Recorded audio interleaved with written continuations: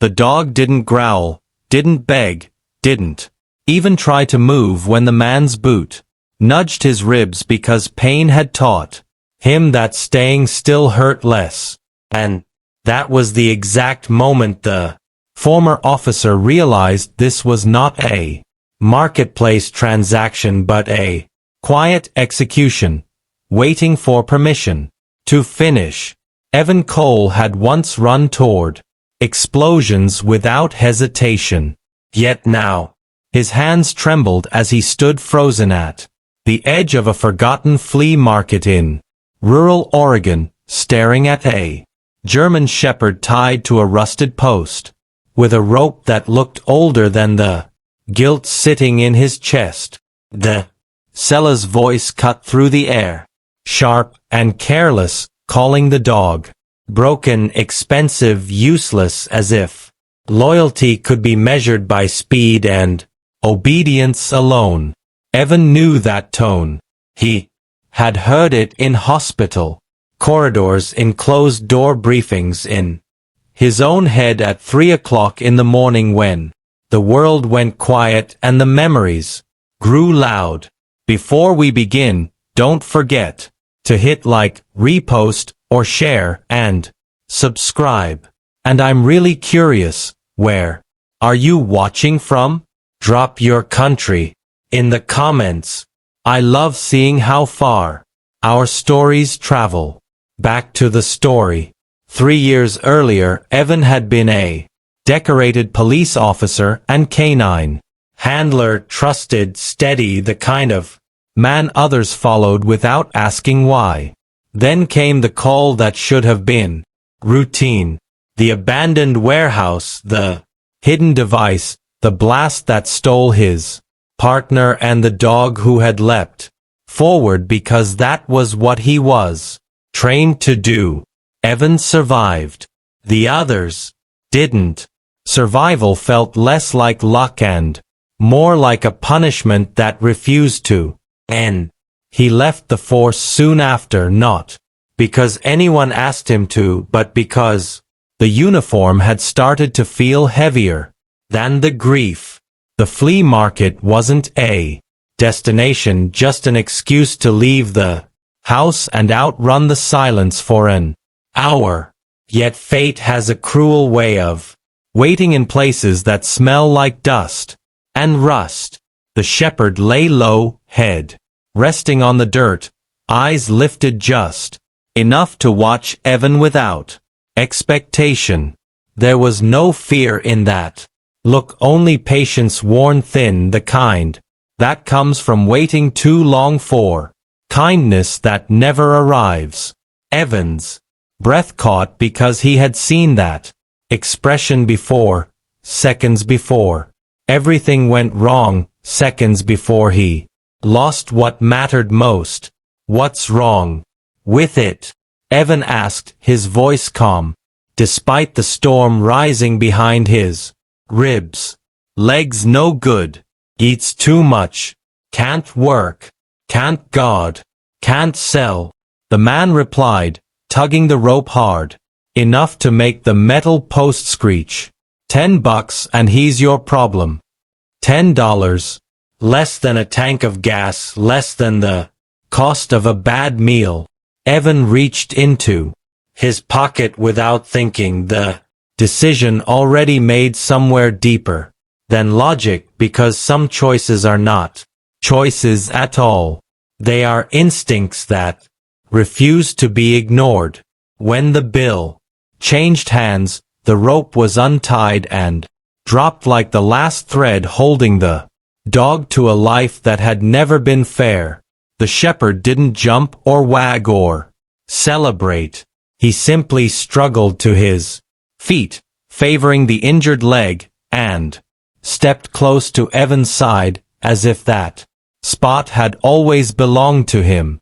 In that quiet, unremarkable moment, neither of them knew it yet, but something long buried had shifted, and two broken survivors had just found the beginning of a reason to keep breathing. Evan didn't name the dog right away, because names carried weight and he wasn't sure either of them could carry much more. So he simply drove home with the shepherd lying quietly in the back seat, breathing slow and shallow, every bump in the road, reminding them both that healing was never smooth. The house was small, quiet, and unfinished, the kind of place where sound echoed too loudly, and memories settled into corners.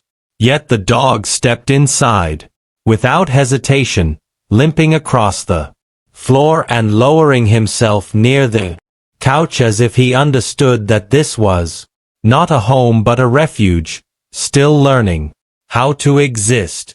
That first night, Evan barely slept. He sat on the floor with his back against the couch, listening to the dogs, breathing, waiting for nightmares to come, for the familiar jolt of panic that usually ripped him awake. It never did. Instead, when his chest tightened, and his thoughts began to spiral, a warm weight pressed gently against his leg, steady and present, not demanding anything except permission to stay. Evan rested his hand on the shepherd's head, and felt the slow rhythm beneath his palm grounding him in a way medication and therapy never quite managed to do. The vet visit the next morning revealed the truth the seller never bothered to learn. The leg wasn't useless, just improperly treated. Old fractures healed. Wrong, painful, but manageable. With rest, care, and time the dog would walk comfortably again, though he would never run the way he once might have. Evan smiled at that because neither could he. They were evenly matched in their limitations. Two lives adjusted instead of ended. He finally gave the dog a name, calling him Ranger, not for what he could do but for what he represented, a quiet guardian who had survived more than anyone knew. Weeks passed. Evan started walking again, short distances at first, Ranger pacing beside him, their steps uneven, but synchronized. The nightmares didn't vanish, but they softened, losing their sharpest edges. When Evan froze at sudden noises, Ranger leaned into him, solid and real, reminding him where he was. When Aria's leg ached, Evan sat with him on the floor, speaking softly, learning patience the hard way. They didn't fix each other. They steadied each other. The miracle wasn't loud or dramatic. There were no headlines, no medals, no applause. It was found in mornings where Evan woke up without dread, in evenings where laughter returned in small, unexpected bursts, in the way Rare's tail thumped once against the floor. Whenever Evan entered a room as if to say, "You made it back." Months later, Evan returned to the flea market not to buy anything but to stand where it had all begun. He realized then that $10 hadn't bought a useless dog. It had bought a second chance, not just for Ranger but for a man who had forgotten that surviving wasn't the same as living. And as they walked away together, limping but unbroken, it became clear that sometimes the quiet miracles are the ones that save us completely. This story touched millions of hearts. Did it touch yours? Let us know with a like, comment yes, and subscribe or follow for more amazing stories like this.